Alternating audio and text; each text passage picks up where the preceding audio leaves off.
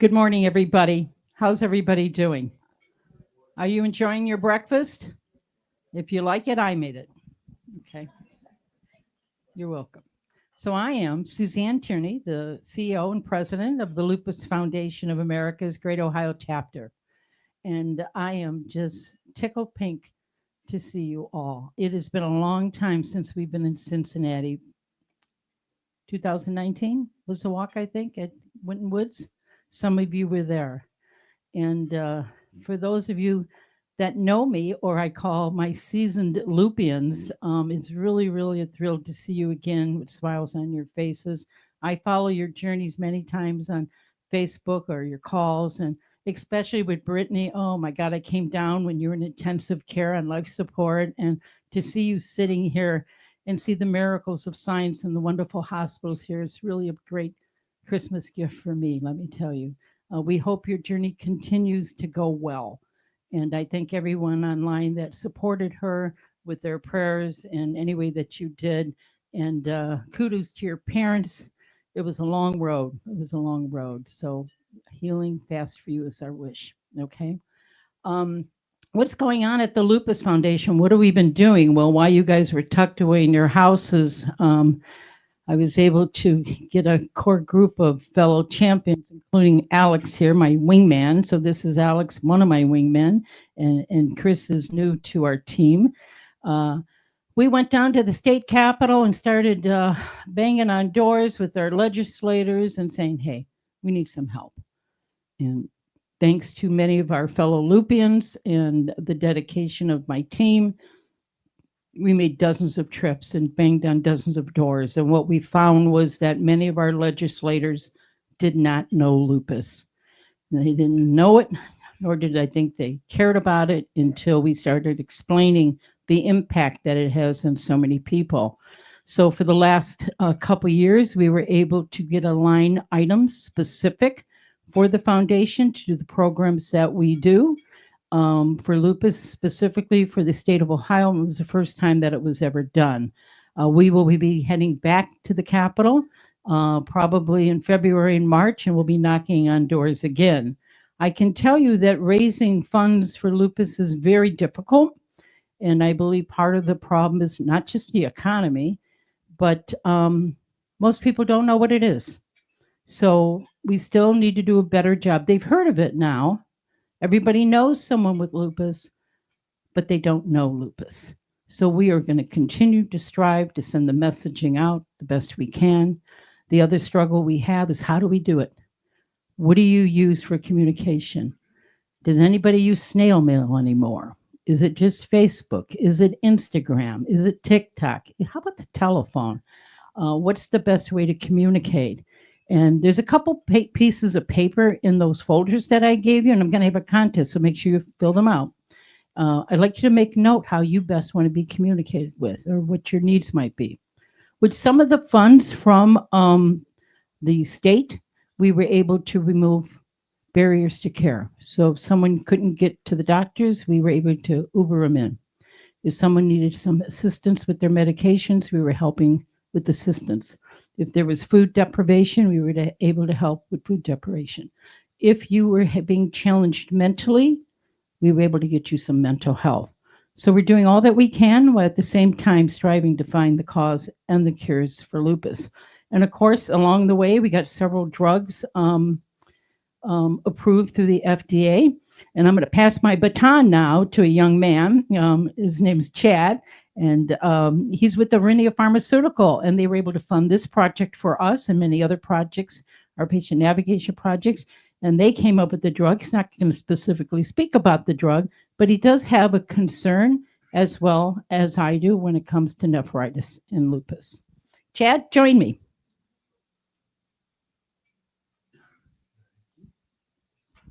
Thank you, Suzanne. All right. Wait a second here while that gets pulled up. So it's so great to see you all. As Suzanne mentioned, my name is Chad Limones, and I work on Aurinia's advocacy team. So a big part of what we do, it's not to sell a product. It really is just to help you all become your own best self advocates going along this lupus journey.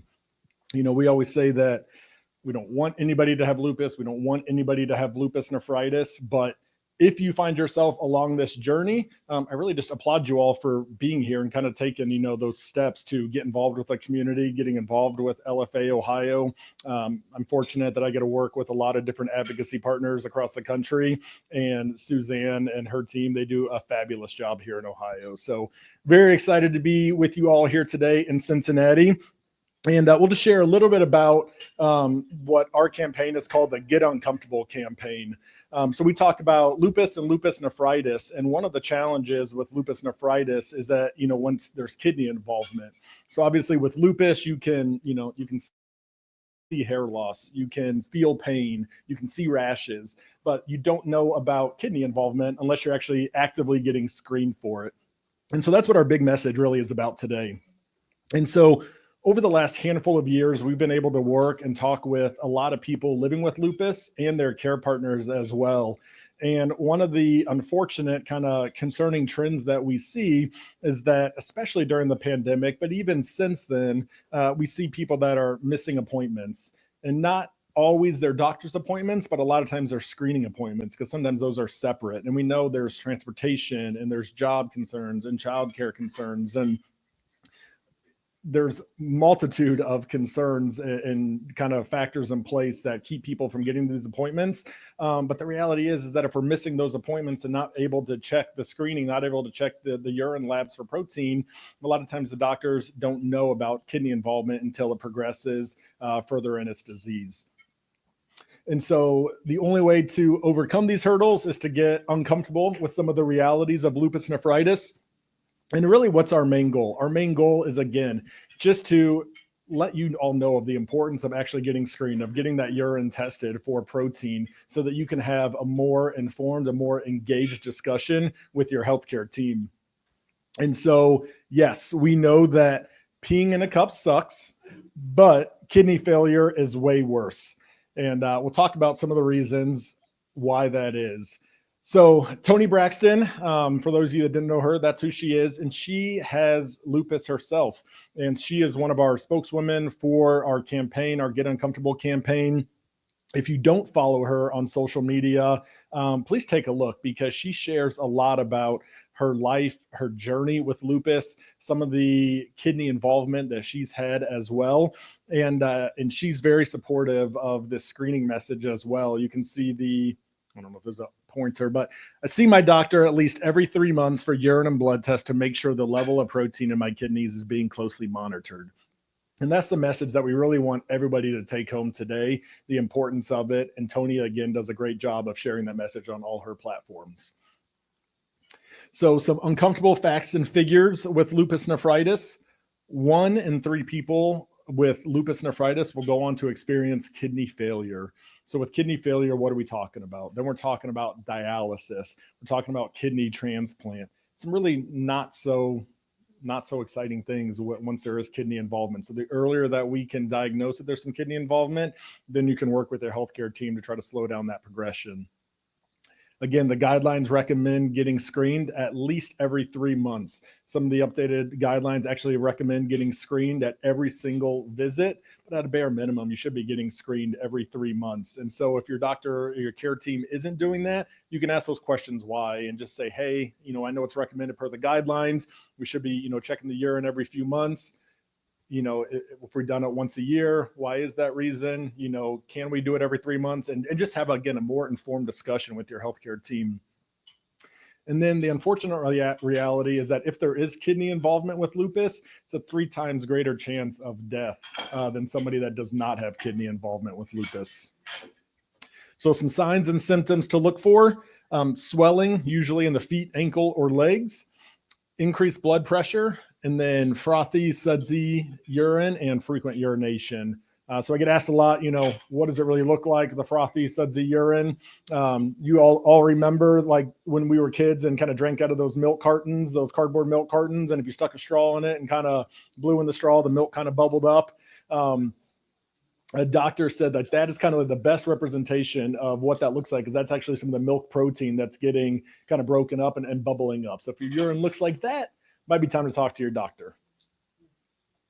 So where you can expect to see us, we do walks, did some walks this year with Suzanne. Social media is another great one. Suzanne and her team, they have a great social media platform. We actually recently did a podcast, went a little bit deeper into this overall message as well. So you're more than welcome to take a look at that.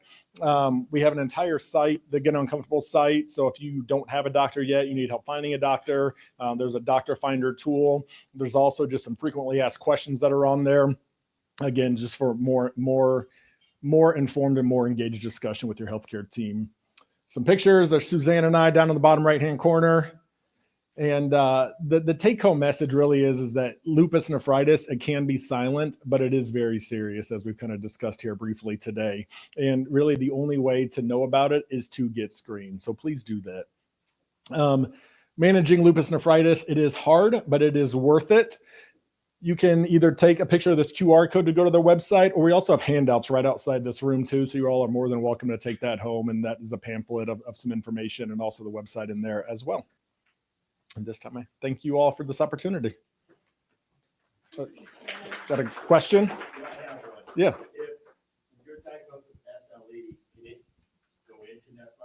So absolutely. So the literature really shows about 30% to 60% of people living with lupus will go on to experience some sort of kidney involvement of lupus nephritis. And so that's why it's so important to get screened every few months to really check those protein levels to see if the kidneys are involved, because you can't feel it. You don't really see it. You know, it's not like some of the other manifestations of lupus. So absolutely, about 50% overall, we kind of say that can go on to experience kidney involvement with lupus.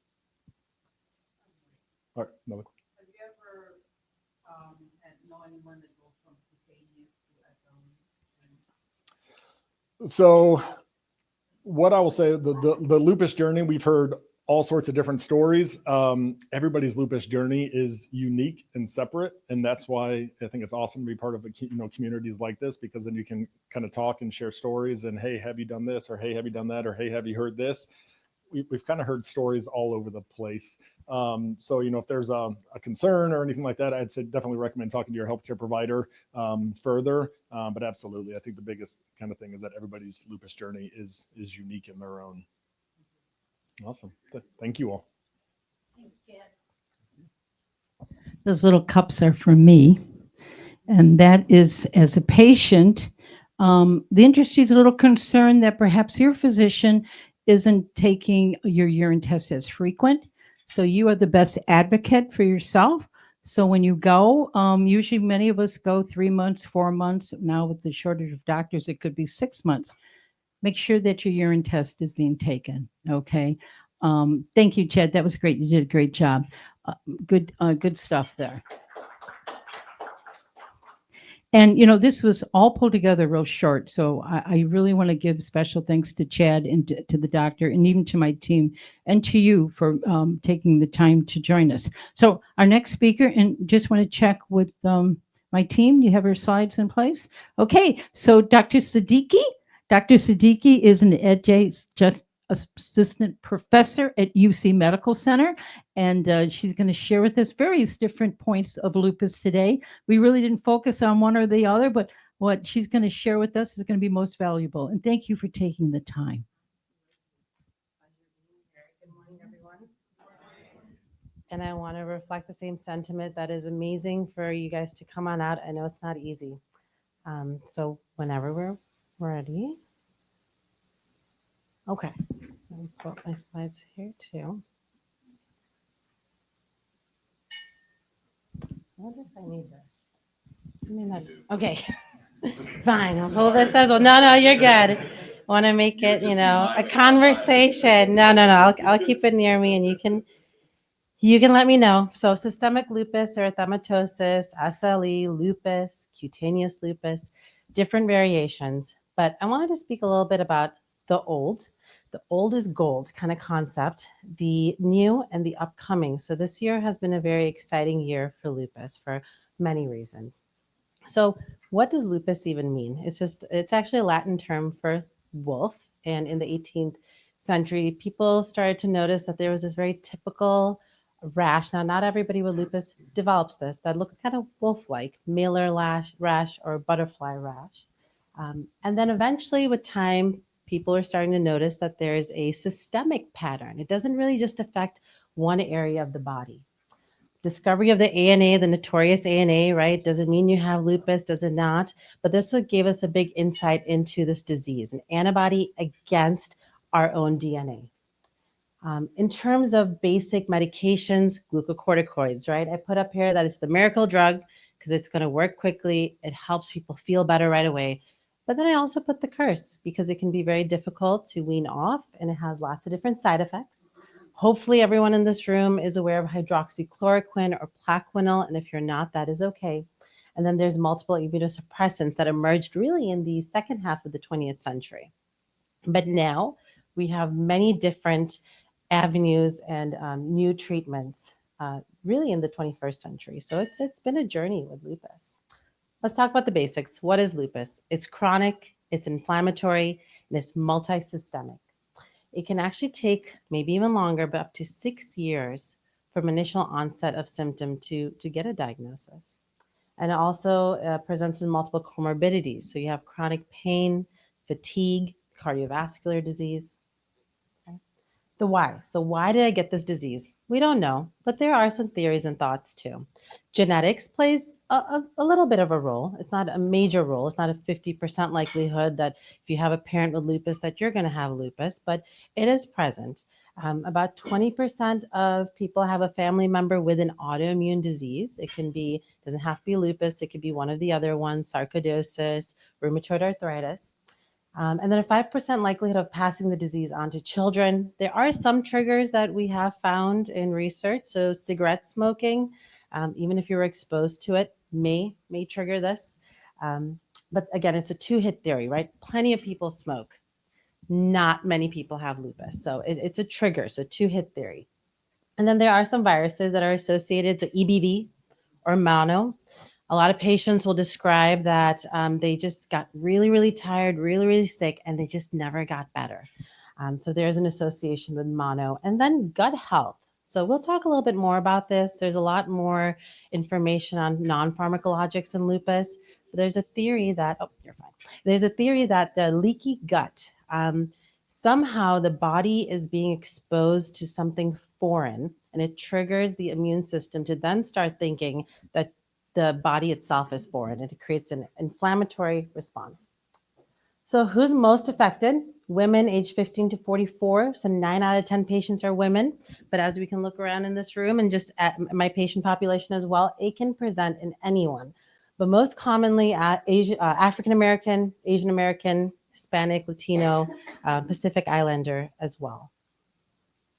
So lupus causes and risk factors, just a pictorial representation of some of the things I mentioned. Yes, there's a genetic component. Estrogen, more common in women. 9 out of 10 patients are female. And then there is a component of medication-induced, so the drug-induced lupus. Always good to make sure you're reviewing what medications you're taking and why you're taking them, right? Okay. How does it present? It presents very differently for everybody, but some common themes tend to be rashes, some kind of cutaneous involvement, joint pain, muscle pain. And that's why it can be difficult to diagnose, because most people who are going to their doctor having general pain, they're going to say, well, maybe take some Tylenol, maybe you overdid it. So it can take a little bit of time, and you really do have to be your own advocate to say, this is not just I overdid it yesterday. There's something more than that. And then, of course, the different organ involvement. So mucocutaneous, so not just the skin on the external aspect, but inner mucosa as well, mouth sores, nasal sores, and then heart, lungs. Another representation where you can get significant dry eye. With dry eye, it may just feel like there's something in your eye or there's a burning sensation. So it's already hard enough to diagnose, and then it's even harder to really describe symptoms sometimes, right? So people may notice that their eyes are more watery, and that actually can be a feature of dry eye. Okay, so someone has lupus, I have lupus. What now? I already mentioned Plaquenil. This is our bread and butter for lupus. So this is preventative. It helps prevent other organ involvement. I know there's a question about kidney disease. So this is the one that's going to help prevent kidney involvement and also treat some symptoms of lupus, but it's not the only medication that's going to help. Always make sure you're getting a yearly eye exam. If you don't have an ophthalmologist or an optometrist, make sure you do, especially if you're on this medication. The risk is pretty minimal of retinal toxicity. Great, the benefits outweigh the risk, but it's still there. So just a basic eye exam. And then just briefly here, the disease modifying drugs. So there's a lot out there. I'll just throw a few. Or actually, this is pretty all encompassing. And then there's newer ones as well. But there's methotrexate, azathioprine, mycophenolate. And then we have our kind of heavy duty ones, the IV infusion, Cytoxan, rituximab. Belimumab Benlysta is an injection that was introduced in 2021. So really recent stuff here. And let's dive a little deeper into the new, but this is what I was referring to in regards to not just the medications. What can we do? What can you do on a daily basis to help you with your inflammation? There's newer data on food, supplements, sleep, stress reduction. And some of these are easier said than done, right? Okay. So outside of the drugs, you are what you eat. No truer words have been said. So what type of foods create inflammation? Well, a lot of this is the stuff that we know. The bad stuff that tastes good is going to create inflammation, and the good stuff is the fruits and the vegetables. But to help us a little bit, to hone in a little bit more, it's really more the food that's in its natural form. Fruit, vegetables. If we have time, we could talk a little bit about some vegetables potentially causing inflammation, like tomatoes, bell pepper, and you really want to kind of tailor it to your own body and what you feel. So don't want to say too much more about that, but avocado, there is something sweet on there, which is great. Dark chocolate, right? Outside of the fruits. And then just the basics. I mean, fried food, food that is processed, food that's quick from a restaurant is not going to be the best for inflammation. Okay. There we go. Perfect. Red meat. Sorry, I wish I could sugarcoat it, but red meat is inflammatory. Yeah. Oh, you're gonna fall into the, you and the more. So yeah, so sugar, and it really is. It's a balance. It's a balance. You're already, if this is a new disease to you, then it's already overwhelming. So this doesn't mean you got to cut everything out. It's balance, it's moderation, and everyone's body is different. Some people may feel like, hey, I feel more bloated and my stomach hurts when I eat too many vegetables. And then we talk about, what type of vegetables might be better for you. So it's not a no for all of these. It really comes down to moderation. Okay. There has been quite a bit of information and questions on turmeric or curcumin. It is anti-inflammatory, and this is the over-the-counter supplement that you can get. The powder form is what's used in cooking. It's in a lot of Middle Eastern, South Asian foods, and some people use it in the natural form, but then you want to make sure you're getting the appropriate amount, and that's going to be the milligrams. So 500 milligrams to 2,000 milligrams is usually a good anti-inflammatory dose. Doesn't matter what brand per se. I usually tell people, you don't want to go for the most expensive because at that point it's becoming a gimmick. And if it's too cheap, then you worry about how natural and pure the vitamin is or the capsule is and what they're using. And you also want to be cautious with very rare side effects to some of these supplements. So slightly increased risk of bleeding. And that's why you just want to make sure you're telling your doctor what you're on, what you're taking, so they can check in as well. Sleep. Okay. Body likes routine. It was just Friday night. How many of us slept at our usual bedtime? How many of us did not sleep? So really our body does like routine. And if you're battling with fatigue, try to get your body used to a certain bedtime and a certain wake up time, regardless of whether it's the weekday or the weekend. There's certain hormones that are released, so cortisol levels, and that's why night shift or third shift can be really tough for patients because our bodies are not naturally programmed to wake up at nighttime when the sun is not out. Okay. So I do want to talk a little bit about, so why are you having trouble sleeping if sleep is a problem for you? And you want to try to identify the trigger. So is it pain that's keeping you up? Is it anxiety? Usually it's a combination of both, which is why it's so hard, right? It could be the pain that's making you more anxious, that's, making it a problem for you to fall asleep, or it could just be idiopathic. Like we don't know why. For some reason, you go to bed and your eyes are just wide open. And when you go to your primary care doctor, there's limited time, right? So it really does require a bit more than just that 15, 20-minute appointment with your doctor. Maybe set a separate time with your physician just to talk about how am I going to target my sleep and improving my sleep hygiene. There are some things over the counter like melatonin. Very, very rarely there's a risk of a lupus flare with melatonin as well. So it's all a balancing act and what works for you. And then tips for healthy sleep. A lot of this seems kind of straightforward, right? And it can be frustrating if you go to your doctor and they're like, yeah, you know how you can sleep? You can sleep by resting and turning off your mind. And as a patient, you can be like, well, how am I supposed to do that, right? But these have been proven techniques. So like I mentioned, getting up at the same time, gentle evening walks, getting your body ready for rest, and a bedtime routine. So again, our body really does like routine. So if you have a good routine, this is what I'm going to do, get into my particular pajamas, this is my brushing routine, whatever it may be, to kind of tell your mind that, okay, it's time to go to sleep soon.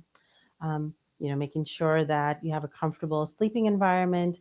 Cool and dark rooms have been found to help with sleep. Of course, dark, but cool too. So in Norway, they actually have a very common tradition of opening up all the windows and getting the room really nice and cold, and then having the bed really warm. So sometimes people will put a heating blanket, and you want to be cautious with those too. Make sure you're not, getting burns or anything and falling asleep. But those are really nice ways to get your body ready for sleep.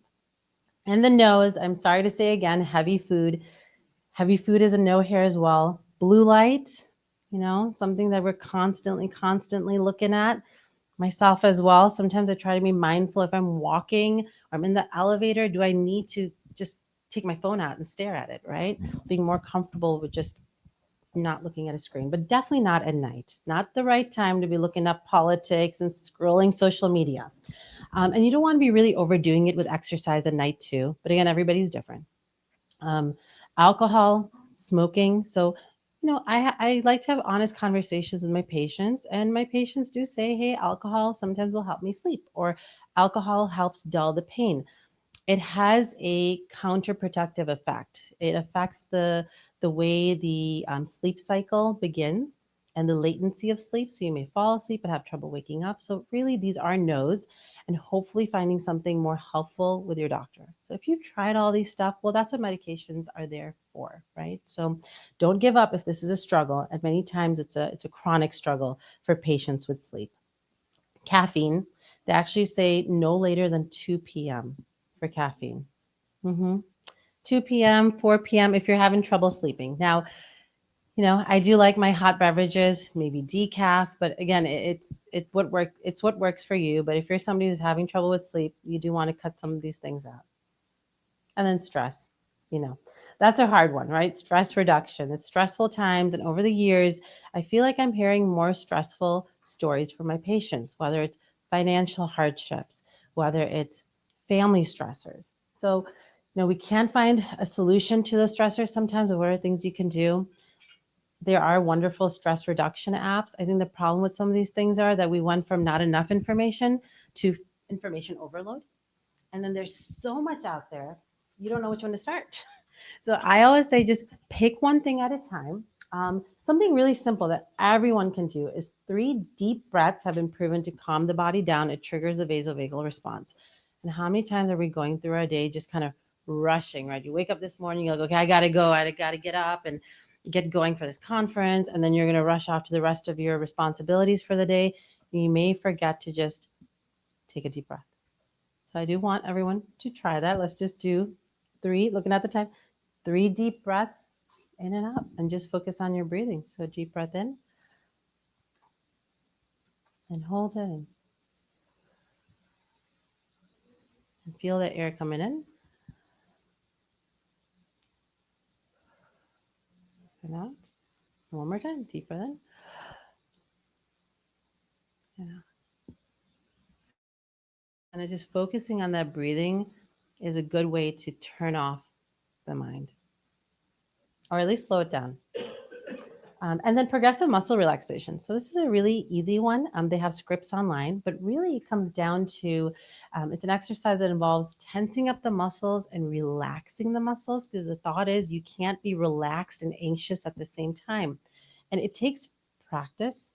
So if you're to take two things away from kind of working on stress reduction for everybody, whether you have lupus or not, including myself, would be the 3 deep breaths, while you're driving, just reminding yourself. And again, it does calm down the emotional, if you're having a moment of just a lot of anger, it'll calm those things down. It's been proven. But with progressive muscle relaxation, starting from your toes, and you don't want to over tighten them to strain them.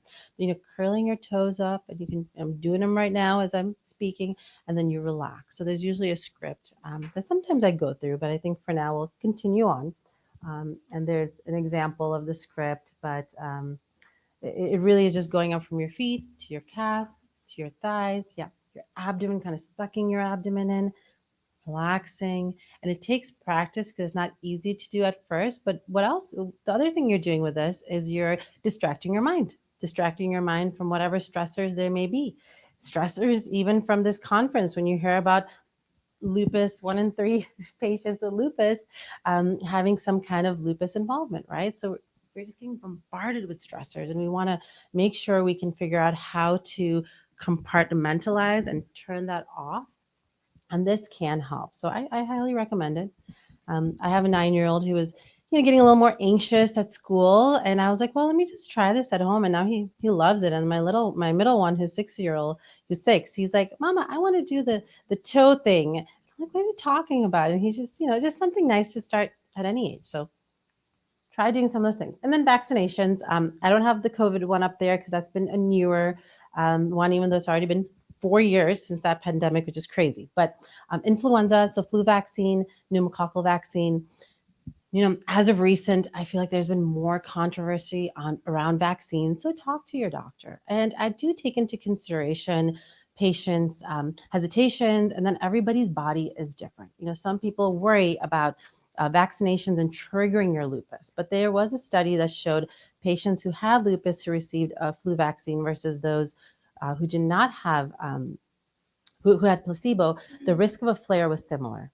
And the thought is that the vaccine is boosting your immune system. So it's giving you a dead form of the virus so that it's able to recognize it when it's exposed to the live virus and already has its army to kind of fight the infection.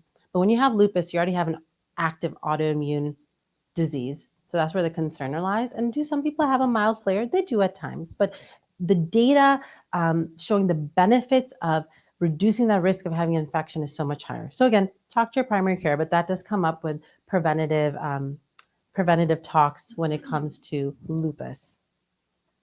Okay. And hot topics. So I think I got to start moving a little faster here. Okay. So hot topics for patients: hair loss, hair loss, pain people cannot always see. But hair loss starts becoming a external representation of the disease, and it can be very difficult for patients. So just some simple things I find patients not realizing they can do. You want to avoid really tight hairstyles. You're creating traction against the hair follicles. So that's actually traction alopecia. You want to avoid high heat. Now, it doesn't mean you can't style your hair nicely, but at least now there's lots of wonderful ways of, styling your hair with cooler styling techniques, or even if you're having a moment of hair shedding, maybe, stepping away from the tools and embracing your natural hair for a little bit. Avoid rigorous, I know some of us it may be too late. No. Avoid rigorous towel drying. Again, the hair, when it's wet, it's more brittle, it's more likely to break. So you want to kind of pat the hair to dry. And of course, make sure you're seeing your dermatologist as well. It's hard to get in with specialists. I know it's hard with even at UC right now. So we usually have, and I meant to bring one in, but a list of different dermatologists in the area, because you don't want to ignore hair loss. Many times, yes, if you see your primary care, it may be, oh, you're stressed, or oh, it's, it's the weather, it's the season. But if it's more than your usual and you have a new rash, you have spots that are empty, bald spots, they could be another form of autoimmune disease as well. So just a quick example of what we see sometimes is a patient saying they're having more hair loss than usual, but it's hard. Is it my medication? Is it stress? You're right. I'm not sleeping as much as I usually or as I should be. And then they're having achy legs and they're not anemic, but you can still have iron deficiency. And I've seen a really nice improvement in some patients with trying iron supplements. But again, you got to talk to your primary care doctor because there's different situations. You don't want to be someone who already has too much iron in your bloodstream, which is very rare, but can happen. So there are some things that we can do to help. Okay, so an example up here is of alopecia areata. You don't see the hair follicles themselves, and that's treated with steroid injections and some other things as well. And that's more with your dermatologist. Just an example of kind of kind of diffuse thinning. And then, of course, if you have a rash, this could be like discoid lupus. Okay. Sun protection, very important. Much easier now, I feel, with more awareness, right? And I think sometimes the anti-aging aspect of things makes it better because then people are like, oh, I don't want to look older. Someone tries to stay out of the sun. But the sun is a big trigger for lupus and lupus flares. SPF of at least 15, I say greater than 30. And again, there's so much sunscreen options out there. It's overwhelming. So go with the basics. Go with something that's greater than 30. And there's lots of SPF clothing that you can wear as well. Okay. Mental health, a big part of lupus. And no, it's not just in your head. No, it's not just because it's a stressful disease. There has been data to show that lupus itself can cause it does affect the central nervous system, so neuropsychiatric lupus, but it does come down to the basics. And a lot of times it's just being aware and having this validated that this is not just, you're stressed and you're feeling more anxious, but this is actually due to lupus as well, and making sure the lupus isn't too active. Brain fog, lupus fog. I have a lot of patients complain about this. What do we do about it though? And there are things that can help, but it goes back to the basics of sleep. How are you sleeping? What are you eating? And then if those things are still not helping, then again, you got to make sure it's not the fact that your lupus is more active. The new, I want to make sure we go over this. I'm looking at my time as well, so please let me know. So it's been really exciting this year. July of 2024, Northwestern scientists were able to find a potential, not a potential, but an actual defect in the immune system that they were able to replicate in mice. So now that we have a targeted area, a targeted defect, perhaps we can have medication that can target it more carefully. Right now, it's been a lot of, okay, your immune system is active, let's just suppress it, right? It's just like a blanket. We just kind of throw a bunch of immunosuppression and hope it calms down. But if we can target exactly where the problem is, this is huge for lupus. There's been listed as 2021, so not as new, but still something that patients aren't commonly being prescribed. So talk to your rheumatologist, hopefully your rheumatologist talks to you about this, but to your doctor about Benlysta. And then one that's been more recent is Safnello. Benlysta 2011, Safnello 2021. It's a once monthly infusion. And again, this is when you're failing the initial treatments. There are still other options out there. There's a little more information on Orencia, which we use for rheumatoid arthritis. We use for psoriatic arthritis. And there's data now for lupus as well. Should have part, yeah. So this has been really exciting too. So this was actually just me looking at more updates a few days ago. And there's an article on the 8th of yesterday. So NHS trial assessing CAR T-cell therapy. So we usually don't use this in autoimmune patients. It's more for patients with cancer, but it's taking T cells and adjusting the amount that you have and administering it to patients. And it's a one-time treatment. There were 3 patients in the UK who have underwent this treatment. And the thought is that could it cure lupus? Would you need to have chronic medication? So there's a lot upcoming. And again, it may negate need for lifelong treatment. Okay, this is one of the patients that was receiving her treatment. She's 50, so age does not matter. And then we do have, this is the end. I'm coming to the end here. There are some clinical trials here at UC. I have some contacts up there. There's one for lupus nephritis with Dr. Anand, which hopefully maybe we can have him at one of our future talks as well. There's one for specifically cutaneous lupus. And then let me see if this is, this is a cutaneous lupus one. This is the one with our program, Dr. Lugan, who's one of my colleagues, on patients who have active lupus despite first-line treatment.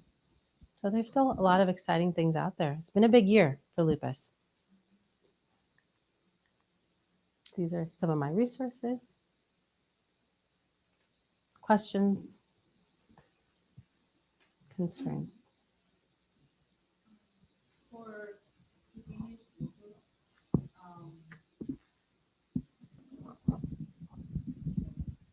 so like me, I'm like highly allergic to lupus. Mm-hmm. I have to be like all the time. Right, right. And I can't wear SPF.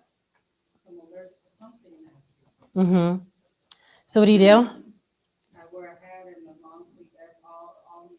Yep. Even if it's cloudy, Yep. Absolutely. still get I'm glad you brought that up. Just because you don't see the sun doesn't mean there aren't UV rays. So you can definitely get sunburned, especially if you're already sensitive. And do you see a dermatologist, if you don't mind me asking? Okay. All right. Me too. Okay. Yeah. In Chicago. Yeah. not a lot of rheumatologists. It's a big Yeah. change from Chicago to here. Over there, I can go every year. It's like there's one Yeah, yeah. We get a lot from Dayton in Westchester. So that's kind of the middle ground between Cincinnati. But I was only asking to see if I could learn from you that what did a dermatologist recommend if you have. Now I've had patients who describe just having a reaction to what's in the SPF, and it just goes through the line of now there's a lot more awareness of organic and being cautious with all these artificial ingredients. So I unfortunately don't have. Yeah, I wonder if there is something. Yeah, we're from Dayton. My diagnosis doctors are from there. I have a great dermatologist and Awesome. There you go. Yeah. Good, because that is very tough. No one to. They sent me all the way to Springfield, and Oh gosh. I have cutaneous lupus, and I told her, and she tested me. She didn't believe me, and I was just like, I know what I have. I mean, Yeah. because she's like, oh yeah, you do. And she's like, here, take. She started me on Plaquenil. Hmm. And I said, well, when I took Plaquenil back in the day, I had a reaction when my vision started blurring, Hmm. and ever since then, it hasn't been the same. So I told her, and she's like, well, we'll do a low dose so you don't get SLE. I said, excuse me? I said, I might not have a PhD, but I know my body. Yeah. And so I Yeah. ended up just saying, no, I'm not going back. And I saw a dermatologist, and she supposedly is somebody that knows about lupus and cutaneous lupus, but I don't It's know. and it is. It's a struggle for patients. So again, you have to be your own advocate, and sometimes it can just be maybe not a side effect from the Plaquenil itself. It's hard to know what was going on. So just making sure because it is a good medication. But again, I have patients who I have patients who cannot tolerate some of these medications, and that's why it's like a good relationship. And being open to kind of other options like you are that hey maybe it was something else. Um, So I know it's in our family because Yeah. my cousin, she passed from it. I'm sorry to I hear have that. another Yeah. cousin, she's younger than me that has it. So it's a lot of them. So I'm like, that's a lot of people in one family. That is, That's yeah. 4 of us that's been diagnosed, and we're all related through my mom's side. But no, I haven't heard anything from my dad. Yeah, So it has it's to a be- genetic so I'm the only component, one yeah. that with the cutaneous, they all have The CLE. systemic, yeah. And cutaneous, again, yes, it can become systemic. There are some antibodies, so blood work that can help differentiate, hey, are you going to become somebody who's more systemic or not? But regardless, getting that screening, making sure you're checking your urine, because a lot of times, not a lot of times, it is silent.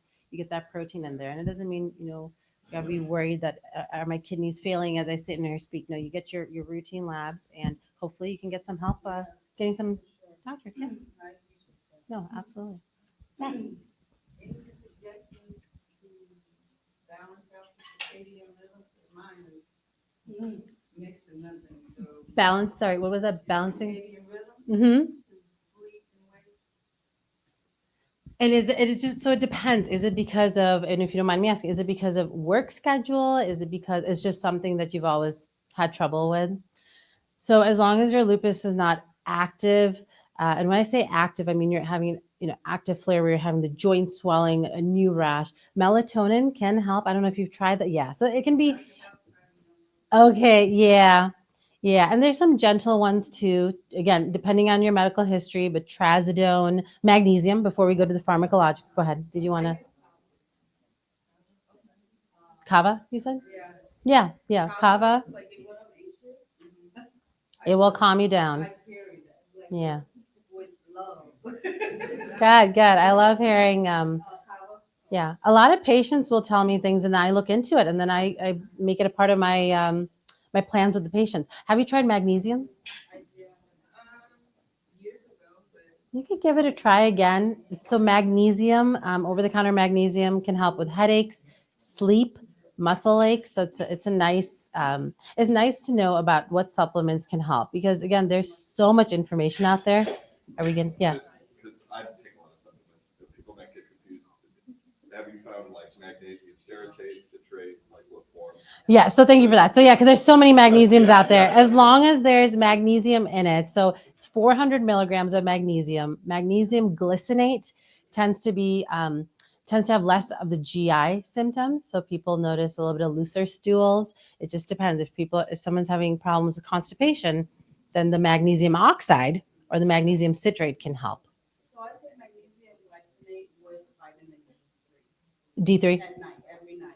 perfect. Vitamin D can help with the hair. I take Yeah. 5,000. Yeah. I mean, it sounds like it sounds like you're going to need a little bit more help with this, but then this is a start, the magnesium, looking at your sleep routine, and then maybe even getting a sleep study or seeing sleep medicine. You did do the sleep. Yeah. And getting,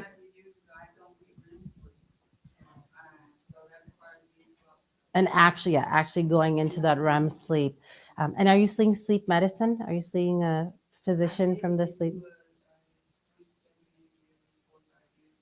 Yeah, I would say, touch base with them and see if there's something that can actually, because a lot of times that's a frustration for patients too, right? And I try to be aware of this is, we tell you, hey, you're going to have brain fog and you're going to be tired. And then as a patient, I'd be like, okay, great. What do I do about it? What do I do about it? Right. And that's that's a harder answer, but it doesn't mean you can't find an aid or a solution. So try the magnesium. Dr. Houck is very good. You, Careful with the natural items. What are you gonna do in respect to the medicine that I'm on? Is it gonna be Yeah, no, absolutely. Yes, that's why you always want to make sure you're letting your rheumatologist know as well. But I do like the basic ones of vitamin D, vitamin B12, and magnesium because they don't really have a lot of interactions with other medications.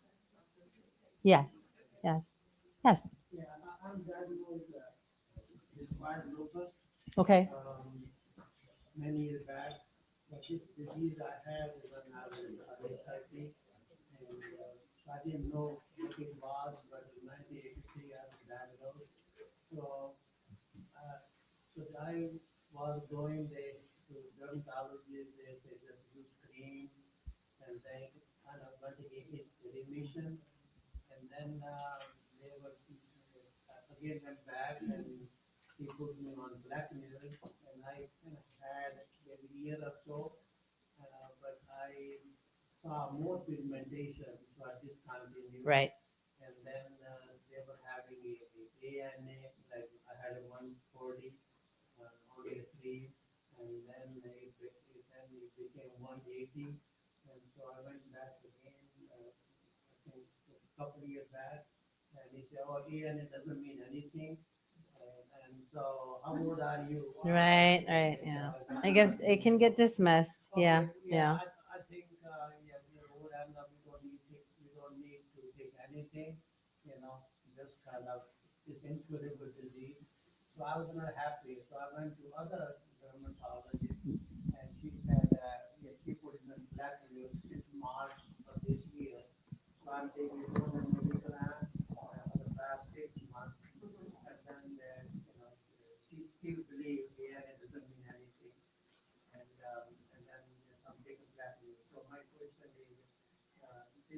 taking platinum for the past 6 months, 200 milligrams. She wants me to continue. So I heard you saying that, low dose does not, like people who can have it for many years, but get the eye exam every year. So is it okay to keep taking the platinum for a longer period? Yes, yes. So the risk of, and thank you for bringing that up. So the risk of retinal toxicity. When I talk to my patients about this, I'm like, well, that sounds terrible. If I was a patient, I'm like, retinal toxicity. So it's less than 1% after 5 to 10 years of use. And it is pretty easily caught. So there was a conference of 600 patients with lupus, and they were discussing this.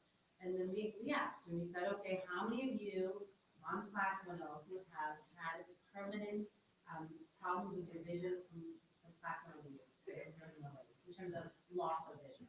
So it's very rare, but it is your eyes. So getting the yearly eye exam is important. Really, the guidelines are just getting the baseline eye exam and then one after 5 years of use, because the risk in between is so low. It depends on your ophthalmologist. I think most of them will just say, please come back. So it is a good medication for discoid lupus. It's also a good medication to prevent systemic involvement. The ANA is important, but the reason it gets dismissed is because 1 in 5 people, depending on your titer, can have a positive ANA and they don't have it. However, that's why you have to tailor it to your patient, and that's why you need a specialist, right? A lot of times, and my husband's a primary care doctor, so I don't want to be saying primary care, right? But, you know, the reality of it is they're focusing on everything you have. So having your primary care do the routine screening and then sending you to a specialist is the most important thing. But that's why, a lot of times it's positive ANA, and I say yes, it's not anything we need to worry about right now. But let's take into account your symptoms. Do you have a rash? Do you have joint pain and swelling?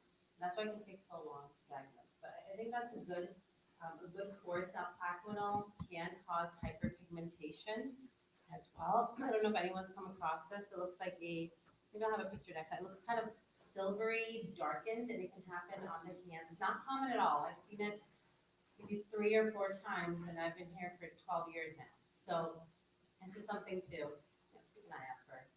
If you see something different, let your doctor know. Hi. So, so See ya. Dr. Siddiqui was my doctor. She diagnosed me, so I just want to say thank you. Good to see you. You look great. Um, but I was diagnosed first with EDS and then later with lupus with the symptoms. So now I'm, I guess, chronically anemic and iron deficient. So my question is, because I just had to have a 5-hour infusion, and they're telling me that the inflammation from the EDS or the inflammation from the lupus causing me not to absorb it. So am I gonna keep crashing because I'm chronically inflamed, or how I get this? Yeah. I wanna keep doing. Right, you don't want to just keep doing infusions. So it comes down to, and that's why, again, it can be so tricky with lupus, because multiple specialties, and then you have to take the time to investigate and come up with a plan. So the first thing is always, where's the blood going? You're anemic, so where are you losing it from, right? That's the most common thing. Are you losing it from your GI tract? Are you losing it from heavy menstrual cycles, right? So you've already been through that. I know that's the basic. Then it comes down to the hematologist. Okay, is this inflammation induced? Because increased inflammation will reduce iron stores, and that can become a problem as well. So how do you make that iron more available to you? And then it comes down to treating the inflammation. So it may be looking at your lupus medication regimen and seeing if you need to have something else added on. Because right now the iron infusions are the Band-Aid, right? I always like to talk about, are we treating the symptom or are we trying to fix the issue? So right now there's no fixing of the issue, and sometimes it's because we can't. So you're not having the issue fixed, you're just getting the blood put back in again and again, and that can be exhausting, but it is difficult. So maybe going back to your medications, your other symptoms, and seeing if you need something to decrease your inflammation further, and will that help bring the iron up? And she, I'm sorry, she also said something about, because they want to go there just yet, but cancer of the blood. So is lupus and cancer It's less likely, but anytime the immune system is not working normally, then it can miss cancer cells as well. So as long as your hematologist is getting the blood test, I would be worried about that too much. I'm trying to see why they probably brought it up because what happens is when you have a lot of inflammation, your proteins will increase. And you can also see an increase in some of those proteins when there's certain blood cancers. So they're probably just being aware and making sure they're not missing the blood cancer and there's good screening for it. So to answer your question, yes, but not commonly associated one. I got two things. First of all, you were talking about how primary physicians will put it off. Mine, as soon as I went in, in my own appointment without my wife. They really do that. That was half the battle. Yeah, good for you. But I went in there and I told her to go on vacation, and then when I saw him, I said, my pain is here, but then it goes over here, then here, it could be like in an hour. He didn't even hesitate. He said, go take it. And the first thing I said was, doctor, I think I have cancer, because that's where, you're gonna go. Yeah, And so then yeah. he immediately said this, and I took that, I was diagnosed. But my question is, I just wanted to give a, Shout out to, my- yes, no, Dr. they're Bro. wonderful, wonderful, so, you know. but, I get, eye exam every year. Mhm. Do I need to get the medical one too, the same, since I am taking hydrocortisone, you know? So optometrists can do it as well, but they need to know that you're on hydroxychloroquine. Okay. So, Because she said that, I go twice, because she said one's medical and one's not. okay. So I didn't know if I really need both of them, or is it just as good to? I mean, I'm not One's very medical and enthusiastic one's about not. Yeah, no, that's what I'm trying to help you out with too, because I know these visits can be expensive. Yeah. So I do like to kind of congregate, like you really need it if you just started it. And then there's always, again, there could be a good reason that I'm not aware of. But I would ask, so the non-medical one, is it just for your script then? Is it just for your, Pretty much, yeah. okay. I mean, But then they have to go into the second one, which is considered medical and what they're looking for. that's when they're looking for the retinal toxicity. Yeah. It may just be because the visit, and they can't do both things in one. Could be. Yeah, it doesn't hurt to ask, but it's probably, They said the same thing, I'm just making sure. yeah, no, I'm no. not trying to take my money. Yeah, no, that's, I mean, that's just the business aspect of medicine too, but also not just the business of medicine, it's also the limitations.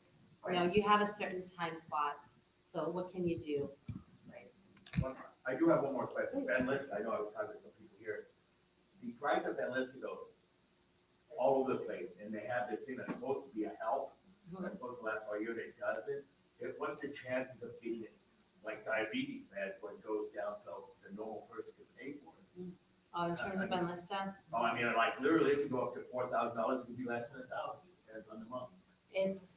I wish I had a good answer for that. That's a tough one. And I think really I learn a lot from my patients in regards to the cost of medications, because there's such a disconnect. Like a lot of what we do in medicine is, we put the medication in, the physician puts it in, we have no idea how much it costs.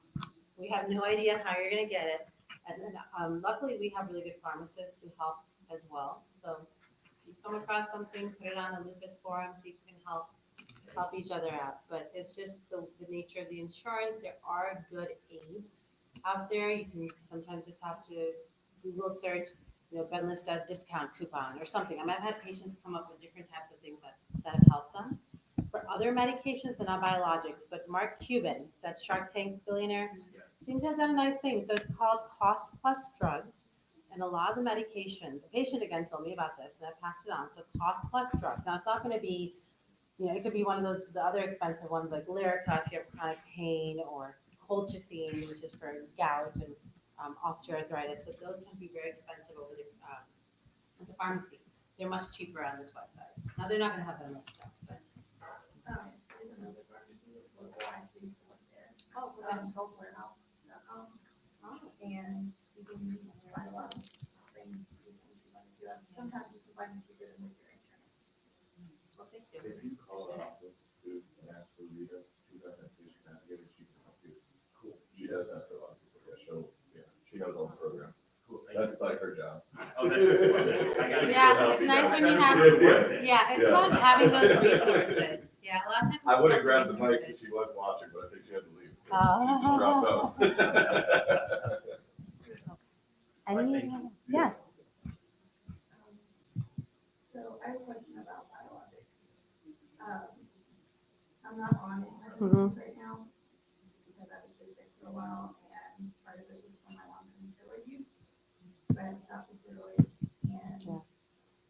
my body's still healing from a lot of surgery. So I'm afraid to go back on something because it's gonna like lower. Your immune system. Yeah, Is yeah. the biologics, are they more targeted or do we still have like more widespread? They're targeted. So Benlysta. And less of that like overall immune system. Yeah. So it's not as targeted as we would like in regards to that. So it's still going to suppress your immune system, but Benlysta targets the B cells. So we have B cells and T cells in our immune system that are faltering in this situation. So it does require monitoring. It requires, making sure there's no active infection at this time. But there are some that do not increase the risk of infections as much as others. And that's why, the example steroids, the miracle drug and the curse, right? So we really are now trying to step away from prednisone. I still have a lot of patients who require low doses of prednisone, and that's okay. It's case-based. Hopefully you find something that helps you. It takes time. And Suzanne, step back. Anything else? Hey, good to see you. You made it out. So I just got notified that we got denied for the infusion. Yep, I got that as well. So I'm going to take a look and try to appeal it. So, yeah, like, my question is what would be our next step, like, let's say, like, with the iodine and. So the azathioprine for now, the oral medications, and that one takes time to take effect. So it's going to take some time to try to overturn it. But that'd be the best step right now, is continuing that medication to build it up in your system, and then I'll see if I could appeal for the Rituxan. And they're pretty good about turning it over. It can just take time. Right, because I didn't know, like, what we needed to do with that, with everything that, I mean, I know some people feel better, Wonderful. but. Yeah, and it might be a nice. Other things we were deciding, like, we were talking about that, the white pill, flattener, or something, or whatever that is. Mm-hmm. Something, because I know we talked about before, that's. Yes. That would be another option. Yeah, that's a very, very good point. So a lot of times with autoimmune diseases, some patients do not fall into one category exactly. If someone has absolute lupus, no question about it, then yes, Plaquenil is going to be the first thing that we're going to do. So I think it's a good point to revisit that and say, hey, that's like a nice basic one to start. Yeah, yeah. Mm-hmm. Yeah. That sounds, yeah, I saw that. I was like, okay, it's going to be on our to-do for the week and see where we go with it. But I didn't know, like, what, because from what you were saying, like, I have a lot of things I could benefit from taking that. It's a stronger medication, so the infusions, and it works more quickly. So in certain situations, not to, divulge your health information too much, so I just want to keep it vague. Okay, well, I'll still keep it vague. Yeah, I mean, it helps for patients to talk about their symptoms. And again, I've had people tell me, oh, I heard this, what do you think? And sometimes it means something, sometimes it means nothing. But with the infusions, they work more quickly and they're stronger. So we like to reserve them in situations where there's more organ involvement, like cardiovascular, heart failure. And once the heart failure has improved, it's like that ticking, I don't want to call it a time bomb. I'm trying to think of something a little nicer. Alarm clock that's going to wake you up. Yeah. So where it's like, well, we have time. So the Imuran and the Plaquenil are good options. So I like that. Let's start you on some Plaquenil and we'll talk about it.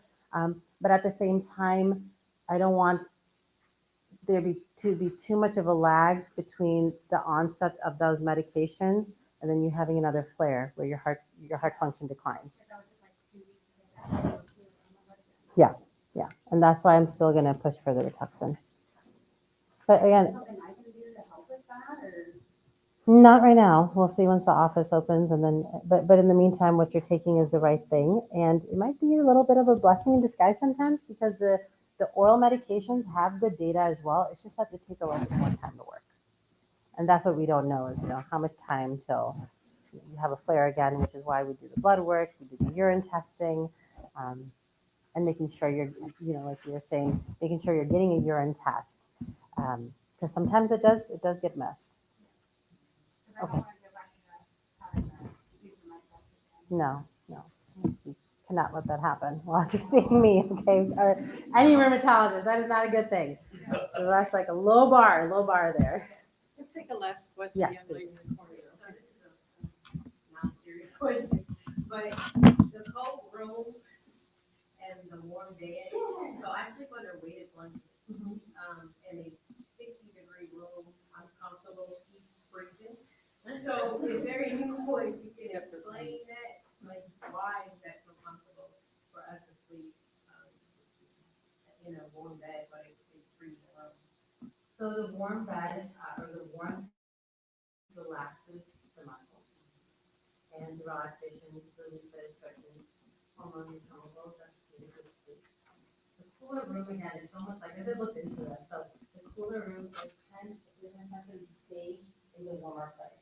Kind of word in a better way, but it's almost like you're making sure your body stays in this kind of dormant state, and that's why when it's cooler in the room, the more likely. Yeah, but in the meantime, you know, you gotta do what you gotta do before everybody's outside. You need a heated weighted blanket. Yeah.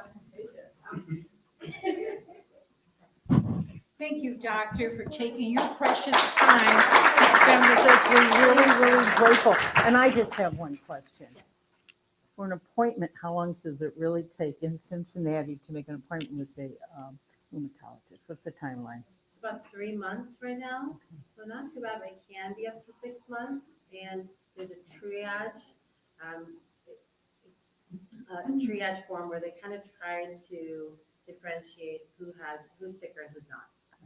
So if you have, a diagnosis of lupus and you have to get in, or if you have rheumatoid arthritis and you have to get in, calling the office does help and letting them know. And we do look at those referrals more closely because unfortunately, it's somebody who's not medical who's looking through those, or sometimes they are, but if it's a nurse and they have enough information, they're not everything. So about 3 months, but we were able to get people in sooner. My point is, if you have an appointment, keep it. Keep it, okay? Because one, there's tons of people standing in line who needed it if you're not going to take it. And don't just not show up. If you're not going to go, you call ahead of time. But you keep it because it could take you another 3 to 6 months to get it. And then that's the problem. Thank you so much. We're very grateful. Let's hear it. Before you run away from me, okay, all of you, okay, there's these little forms in here that our funders would like to know more about. You notice your name's not on them, so they're kind of like, if you would fill out the program evaluation, is room too hot, is room too cold, the food was great, the food, whatever. And this one is demographics, so we know who you are because funders want to know who we serve. And then I'm going to have a little present for you and I have a drawing. So if you give me back your piece of paper, it'll go in the drawing, okay? Make sure you put a first name on something so when I draw it, I know who you are. And then Alex would like to know if there's anybody in the room that has any vision or perhaps dream of helping him bringing back the walked-in lupus now in Cincinnati.